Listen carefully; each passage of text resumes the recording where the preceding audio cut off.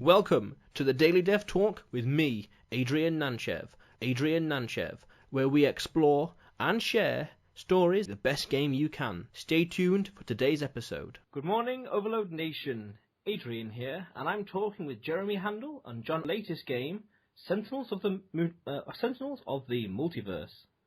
John, Jeremy, please tell us about yourselves.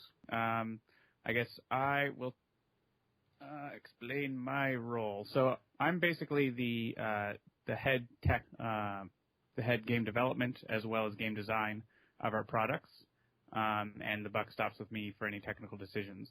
University of Waterloo and the University of Alberta, and got really into doing mobile and games with Jeremy, and it's been a learning experience, and it's been a lot of fun.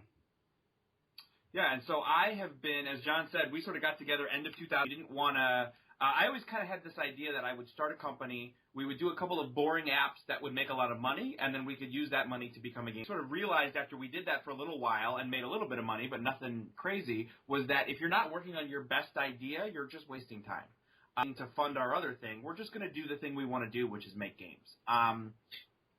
So basically that was when, excuse me, a game studio that is especially focused on this idea of digital board games. You know, we met a couple of partners who at the time that they had either just come up with, just released, or were starting to get a little bit of traction, and they seemed like they would be really good match for various digital sort of make a name for ourselves as a game studio that was filling a really, really specific need, and that is the need for the experience to make a video game and help them put their property on various digital platforms. And that's kind of sort of where Handel is at now.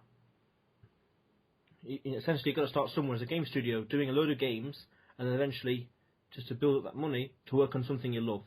We weren't even working on games. We were literally working on, we made a to-do list app, we made a photography app that would take pictures from both cameras at the same time on your smart device.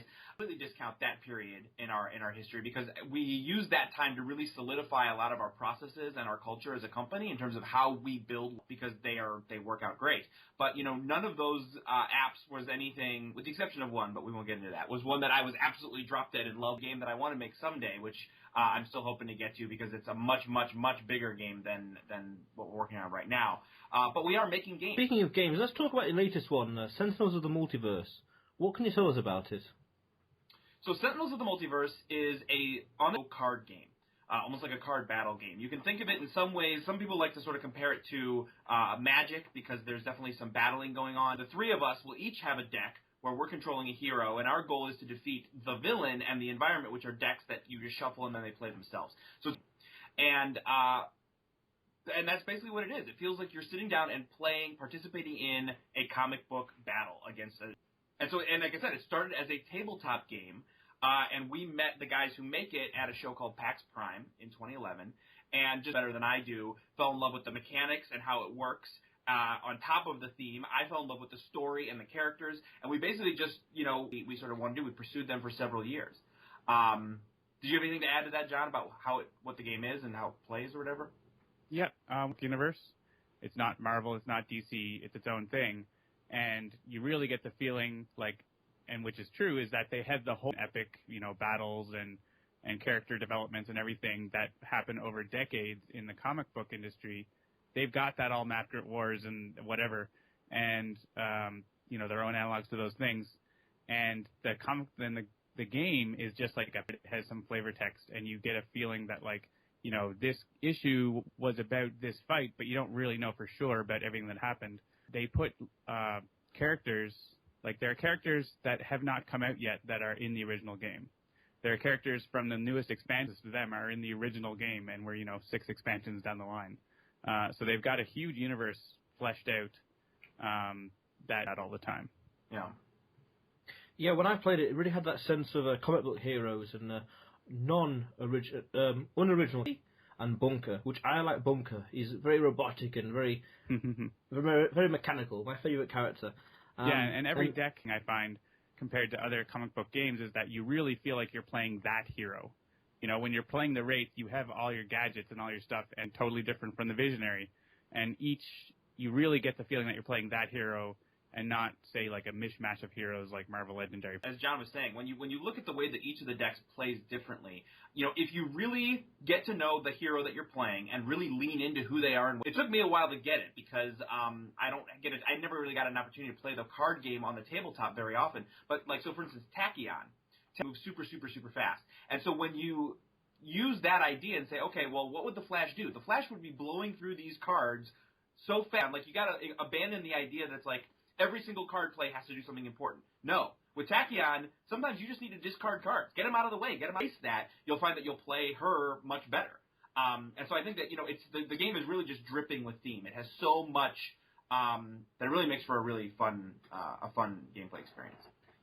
Speaking of experience, I noticed that at the end of each level, the environment, coming from predominantly a dual monsters and Yu-Gi-Oh background, not so much magic, environment playing a part in the level and the game really stood out. That gave everyone a 1+ damage, which really turned the tables.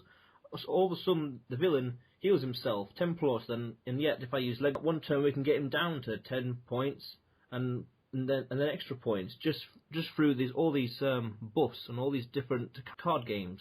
And I really like that because, as I said, because the environment and other aspects.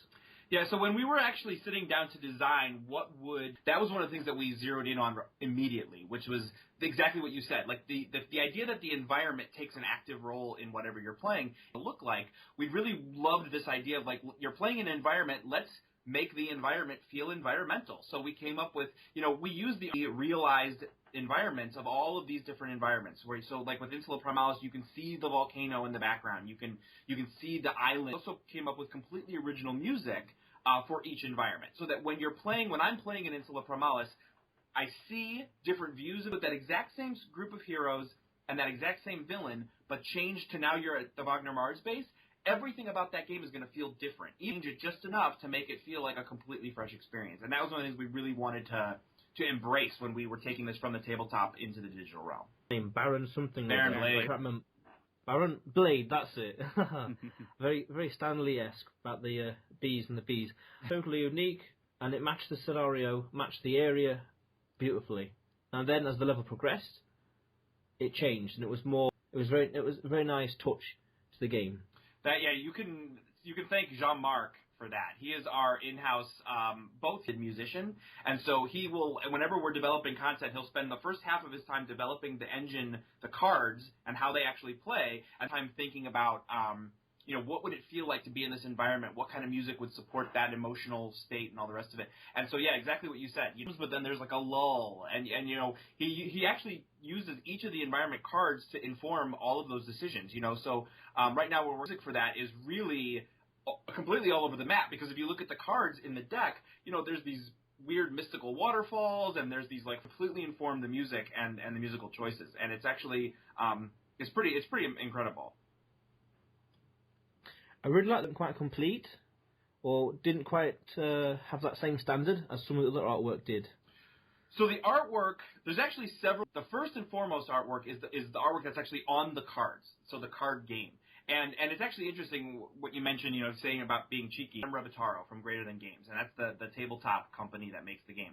And some of the artwork was back when they were first started. He has grown quite a bit as an artist in that time, but he's leaving a lot of that earlier artwork with Silver Age and Golden Age in different styles. And so if you look at some of the newer artwork, not only is it just that you can see that he is drawing those same characters, also purposely choosing different styles from different sort of eras of comic book stuff now.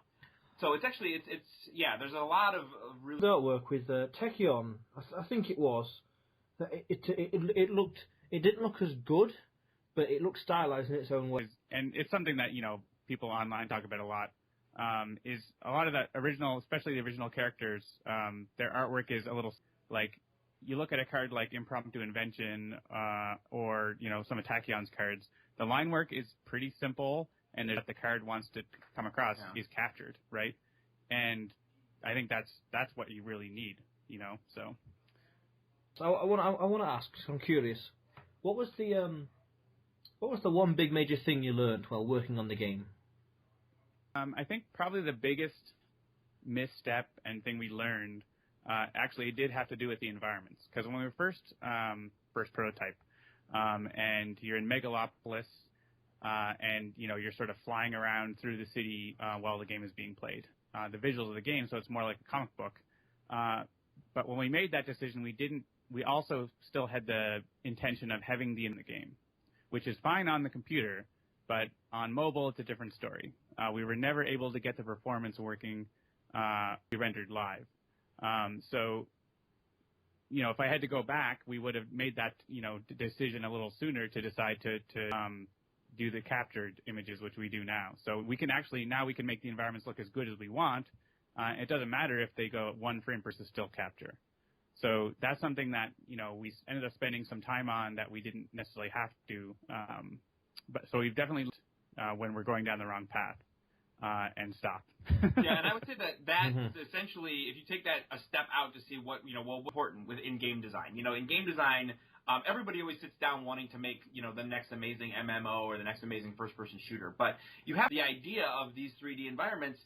They weren't necessary for making this game awesome. They were something we wanted to do. We desperately, maybe not wait to do. And if I had been willing to sort of say, that's not necessary. Like the fun of this game is not going to be in looking through a window and seeing a lot. And so, learning that lesson took probably longer than it could have. But once we learned it, it was like, all right, we're going to lean into it, and now we're going to do it. We're going to do it that way, and it's not going to impact the fun of the game, and that's awesome. That is amazing. You learned that it was important that the game could be scaled or not scaled on a 3D environment, whether or not it was 1 frame a second or not. Yeah. That's very, very important, worthwhile remembering when making games. Yeah, you definitely for our core vision, and that's what we realign things around when we decide to focus on making the game to have a core kind of sentence of what the game should be, and it should be like playing a comic book. And so when we were looking at our design for everything with the question, does this make it like a comic book? If yes, good. If not, let's make it more like a comic book. So, when a dialogue box up, make the buttons look like sort of action POW things. All that kind of stuff that makes it feel more vision for what we wanted as the experience helped a lot to focus the game. Speaking of which, I like how you had that sort of, random idea that came to me. That button I think used to be, it was basically like temporary. Yeah, but I think. And then it came to me just like in the shower or something, probably just like, meanwhile. And it was a fairly late in the development process too. It was one of those comic booky, and it fell into place exactly right. It's like, of course, it's meanwhile. That's what happens in comic books. There's it's meanwhile with the super best friend. Right time. Yeah, I really like that touch. And what was your light bulb moment where you started to see the game come together? At least for me, it was actually, luckily it was fairly early, and it was actually the prototype decision of what we just said. 2 people on the team for a while, and then when we went through a business accelerator here in Cleveland to sort of build out the prototype of the game and get in really hard on building out this prototype, which I said you can see a video of that on our YouTube channel if you want, but it's very, very, very rough. And he was working on all the rest of that other kind of stuff. And when we actually got to the position where we could start bringing on some more dedicated team members, someone who could do some code, someone who could do so on, and we sort of tasked her with, okay, what do you think about this idea of, this card game and how might it play? Came up with some stuff. And she came up with this idea of these sort of animated panels. I'm pretty sure it was her that came up with it. I'm trying to remember back exactly how it worked, but I seem to remember her with the character artwork sort of leaning out of them and looking around or whatever. And that was what it was for me when I was like, oh yes, it doesn't have to look like a camera Magic the Gathering video game or anything, but it could actually feel like a digital comic in some ways. And so that was for me the light bulb moment is something that can really mean almost anything. HyperCard from way back in the day were technically cards.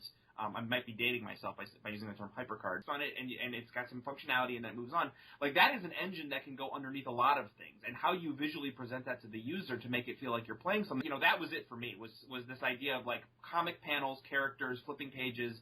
Once we sort of locked in on that, I was like, yes, I totally know what this game is now. We want to preserve what's fun about the game, but we also want to take advantage of the digital platform, right? So that's the environment backgrounds. That's actually how the cards look. We have the small card representations, we call them, which you can play with. Most of the time, that's where to further pick on Magic, you have to see the full cards in the game. And I understand why they do that, so it's very important that they always show that the way they are. But for Sentinels, we don't have that kind of limitation. Like, that Sentinels is not that kind of collectible game. A little more technical, a bit, I think. So I think all the things that Jeremy said are absolutely true. To being able to make this game is, can we make the rules work? Can we actually make the game in terms of the complexity of how the game works? The rules of the game are very simple. You play a card, use a power, draw a card. Things being played to other things happening, modifiers that are going on all the time, is one of the things that can make it a little complicated on the table. Make sure we could build a system that not only would work with the core game, but we knew it would have to work with all the expansions down the line. It wouldn't necessarily have to. Jean-Marc and I sat down and basically, for a week or two, thought about card, and they just stared at the blackboard for 10 minutes, right? Yeah. Or for hours. And basically like that, just think about how are we going to do this? Not like, you look at most games, you look at Settlers of Catan, for example. If you come across a game of someone playing Settlers of Catan, there's no extra information. In Sentinels, there's all kinds of stuff that can be happening in flight. There might be, you might be fought. And so there's a great amount of state that needs to be dealt with and more dynamic and I think that's why, this game had not been converted to digital yet, because it's not an easy game. and we were very confident about that we could do it and pull it off. That was, for me, the light bulb moment, is we can do this game and not fine. Yeah, and that actually was one of our most important sort of watchwords going into it, was, as we've said before, we want to preserve what works about the game. We're to have the same characters and the same wallpaper. Our goal was to actually make this game digitally. And that's what our goal is with any of our future partners. We want to take, if we then grow from there and make another Sentinels game now that is, a fighting game or an adventure game or something like that, best digital board games that anyone's making. Definitely, I agree. I understand. If it's not balanced correctly, it's horrible. It's the same impact and aren't perceived as strong or useful or as effective as you would want the player to think they are. So definitely, I get what you mean. Moment while working on the game, whether it was the code not working or something just didn't happen, or you were hoping. It's probably the same. I don't think we can talk about it. Well, I have one that we can talk about. Okay. So we actually this was not our first rodeo. We've released apps before, and so we thought we knew what we were all the other stores and all the rest of it, and then it was launch morning, and we'd spent money telling people the game is going to be ready at this time on this day, and almost everywhere else in the world on iTunes, but not in the United States for some reason. I think iTunes still the world. Yeah, and so it was. Here we are, it's launch day, we're talking about how awesome this is, and our single largest marketplace couldn't buy the game. Of Apple's, right? It was actually, we actually got someone from Apple to actually call us back, which I didn't even know that was a thing, but they did. It's been sitting, it's been waiting, we told it to go live at this time, on this hour, whatever, and it's not working, what's going on? They're like, yeah, you're just going to have to wait. And help us, it's launch day, it's supposed to be happening today, and so we did end up still getting to the number 3 paid app that day. States until 8 p.m. Eastern time, when it was supposed to be live at 9 a.m. A big part of it was we had a launch promotion, like a physical promo card for the game when you bought the game, and so that was limited to the first X number of people, and so people get it. Yeah, because based on the platform that they were that they wanted to buy on, they couldn't get it, and so it was definitely sort of touch and go. It was off with a few. Slightly fewer hitches. Yeah. So we've been continuing to try to refine that, but it's really difficult. Policies and different servers and, CDNs that may or may not update. We always have problems with Amazon delivering old versions of that we're dealing with all the time, and we learn more about it as we go. Yeah.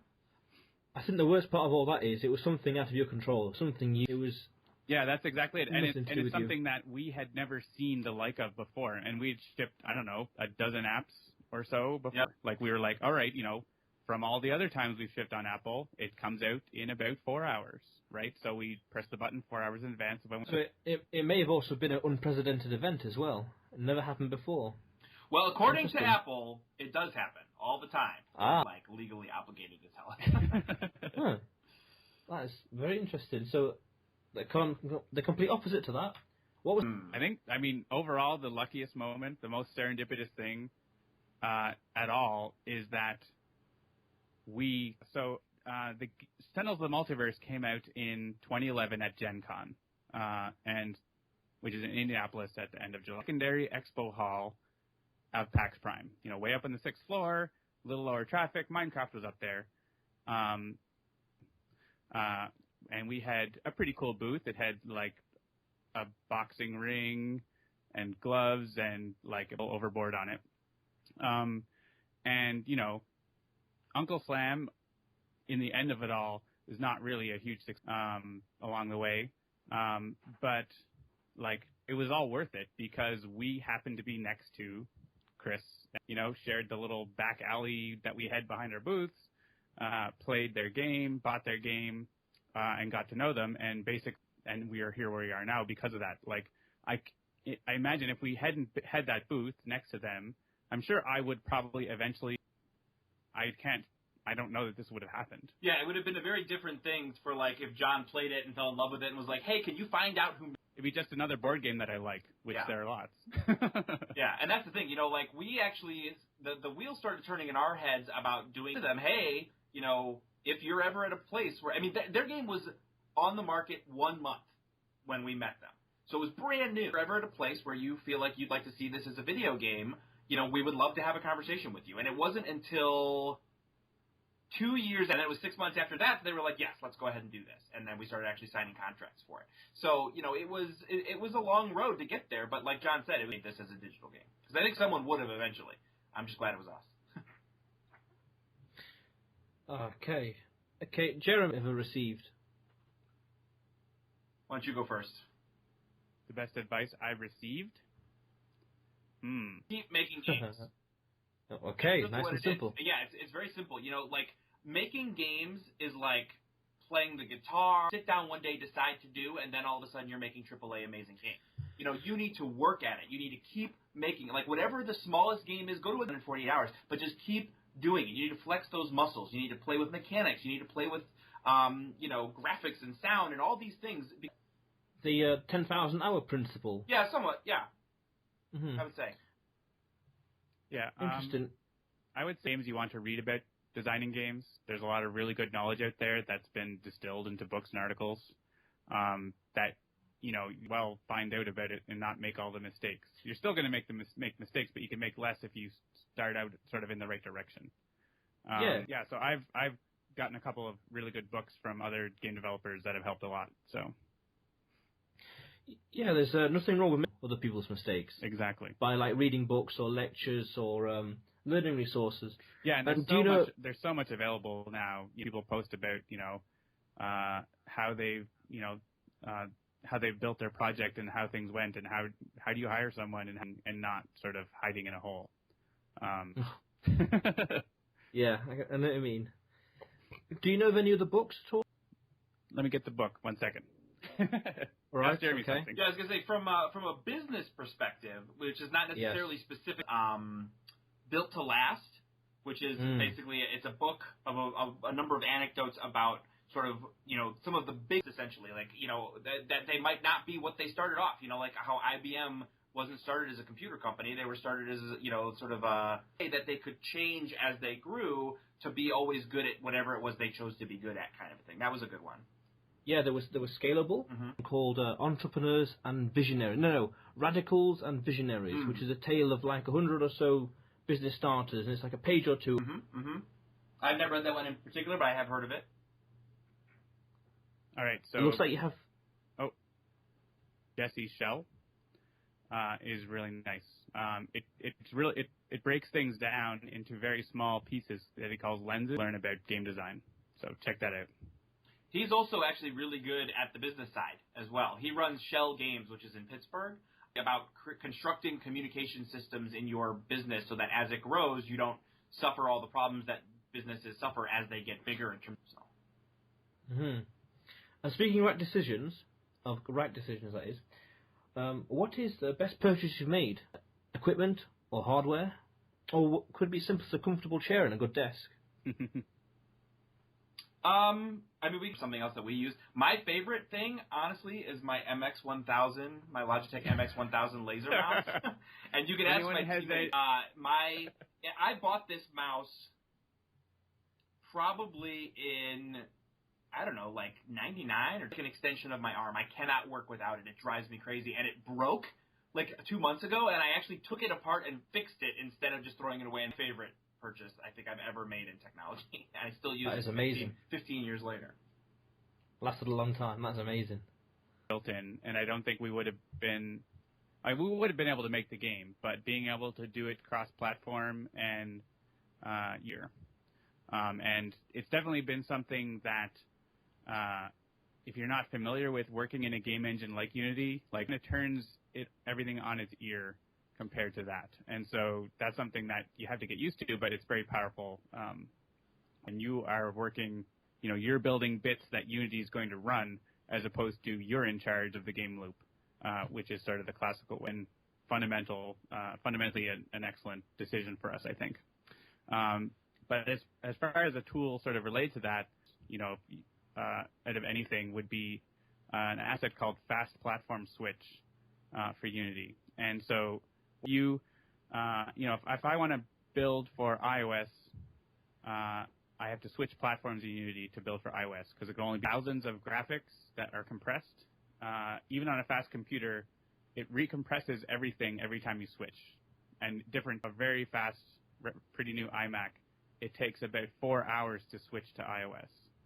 On a MacBook Pro, and so obviously that's not feasible. And so, especially when you're looking at switching between iOS, Android, PC, potentially console, to deal with that, their asset server, which costs an arm and a leg, and also only works on LANs. And Fast Platform Switch sort of replicates the functionality of asset server on a local platforms in a couple of minutes as opposed to hours, and that's been a huge benefit. I can't say enough about it. Best to have tools to increase productivity. Yeah. And speaking of which, like an Evernote or a Trello, is there a useful or sharing? Well, you mentioned the big one, Trello. We actually in our first iteration of the company 5 years ago when we started, it's a ticket tracking system, and we still use it because it's still really good for customer service. But we also tracked all of our productivity in that tool. We have since still have a hard time making my thinking work in the Trello way, but it is so much more. You can basically do anything you want with Trello, and it's so much faster. It's very fast. Yeah, exactly. So I've been learning how to use that because I don't actually write code as much. I do all the marketing and all the other kinds of stuff, but I'm trying to build my marketing processes into Trello. But yeah, I would say we use it for basically just about everything right now. I don't know that there is another tool that would be as time saving for us as Trello. Yeah. We make use of a lot of online services it's not really a lot, but we look at a lot and we hear from different ones. So as Jeremy mentioned, we used to use Fogbugs a lot, and we use Trello a lot more now. They are actually from the same company, and we also use HipChat for communication within the team, which is really good.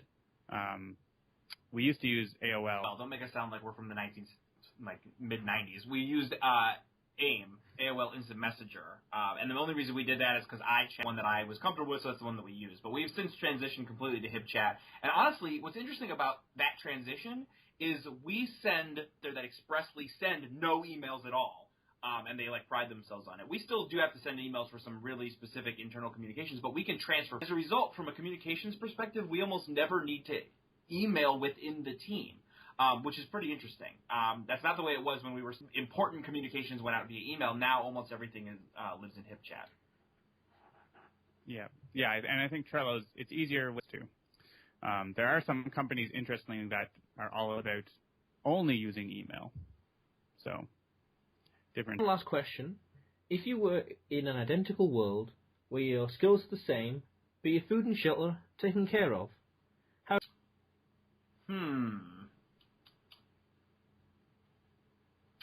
That is a really good question, actually.